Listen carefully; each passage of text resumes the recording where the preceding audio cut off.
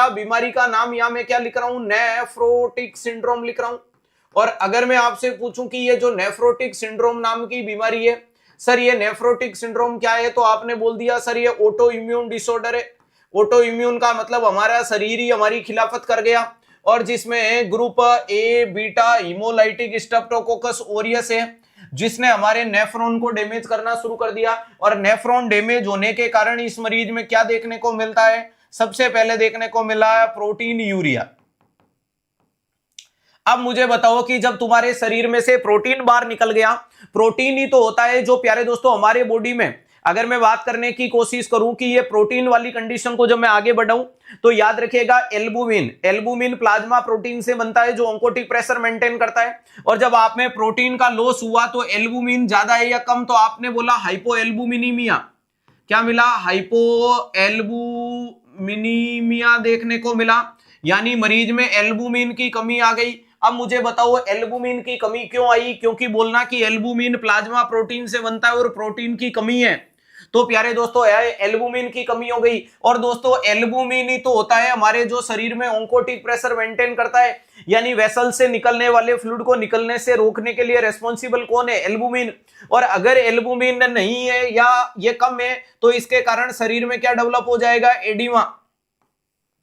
तो ये तीन चीजों का आपस में कनेक्शन देखो। शुरुआती बंदे का नाम क्या है, प्रोटीन यूरिया, शुरुआती बंदे का नाम है प्रोटीन यूरिया। प्रोटीन यूरिया के कारण हाइपोएल्बुमिनीमिया हुआ, और हाइपोएल्बुमिनीमिया के कारण आप में एडिमा डेवलप हो गया। अब मुझे बताओ जिसकी जहां जरूरत है, जिसकी जहां कमी देखने को मिलती है जिसकी जहां जरूरत है, जिसकी जहां कमी देखने को मिलती है, उस कंडीशन के अंदर क्या देखने को मिल जाएगा,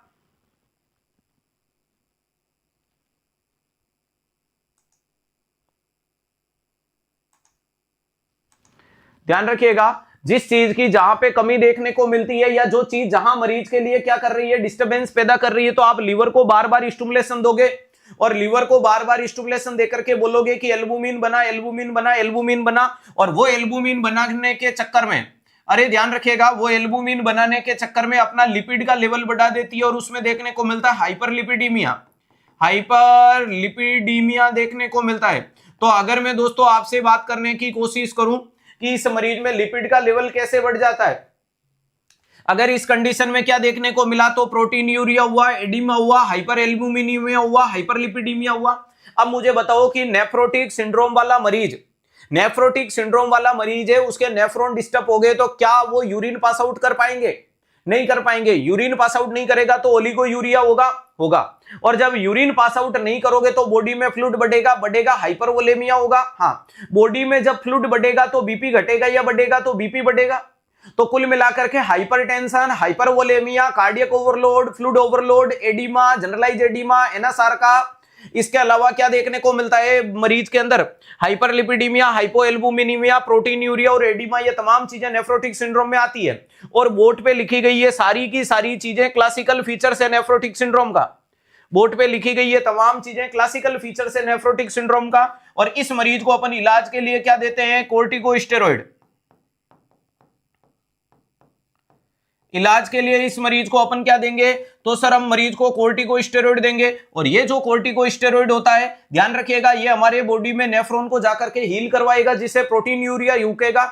और जब हमारे नेफ्रॉन से निकलने वाला प्रोटीन यूरिया अगर रुक गया, अब देखो अगर प्रोटीन यूरिया नहीं होगा, और अगर प्रोटीन यूरिया तुम्हें नहीं होगा तो तुम्हें हाइपोएल्बुमिनीमिया नहीं होगा, और अगर तुम्हें हाइपोएल्बुमिनीमिया नहीं हुआ तो तुम्हें एडिमा नहीं होगा। और जब तुम्हारे अंदर एल्बुमिन की कमी नहीं होगी तो तुम बार बार लीवर को स्टिमुलेट नहीं करोगे, और नहीं करोगे तो लीवर में जमा हुआ लिपिड नहीं निकल के आएगा, तो ये नहीं होगा। तो कुल मिला के पूरी बीमारी नहीं होगी, कुल मिला के पूरी बीमारी नहीं होगी। और पूरे रीनल सिस्टम में एक याद रखना, सभी मरीजों को लो प्रोटीन डाइट दी जाती है।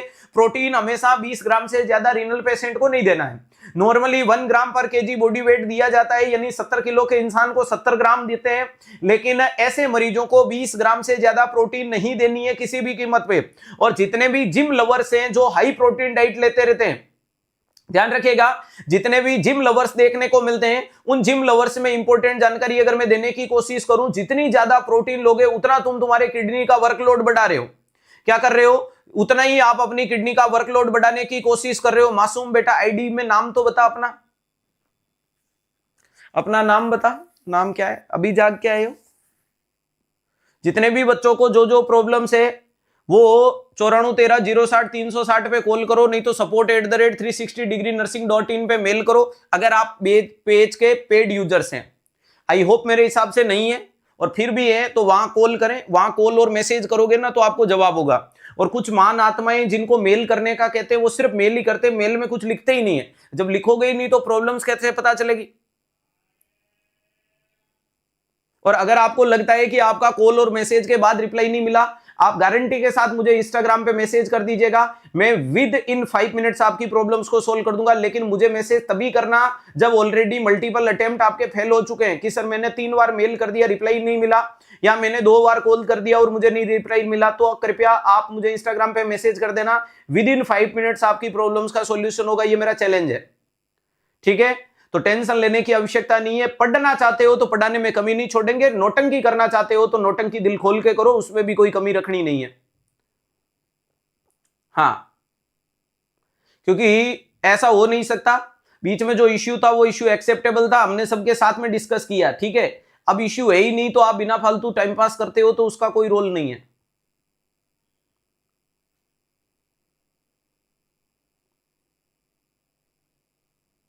हाँ, ये सुनते नहीं बह रहे हैं शायद। हाँ, सारे इलेक्ट्रोलाइट बढ़ जाएंगे बेटा, यूरिक एसिड बढ़ जाएगा, पोटेशियम सब डिस्टर्ब हो जाएगा। जब यूरिन नहीं निकलेगा पोटेशियम बढ़ेगा, हाइड्रोजन बढ़ेगा, यूरिक एसिड बढ़ेगा, बॉडी में रिटेंशन, ब्लड यूरिया नाइट्रोजन बढ़ जाएगा, क्रिएटिनिन बढ़ जाएगा, ये तमाम चीजें देखने को मिल जाती है।